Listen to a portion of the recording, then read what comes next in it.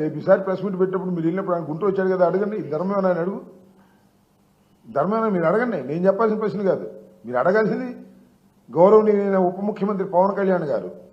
వారిని అడగాలి. హిందూ ధర్మాన్ని పరిరక్షించడం కోసమే ఈ మధ్యనే పుట్టాడు. అంతకుముందు ఆయన ఎప్పుడో పుట్టాడు, కానీ ఈ మధ్య ఇది పుట్టాడు.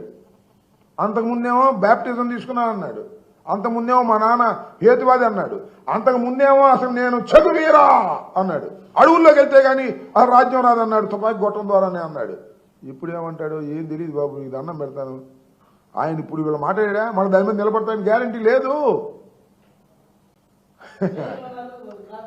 I don't comment on his crop or shirt. ఎందుకంటే ఆయన రాజకీయాల్లో రకరకాల వేషాలు వేస్తున్నాడు, సినిమాల్లో కూడా రకరకాల వేషాలు వేస్తాడు. కాబట్టి ఇప్పుడు అది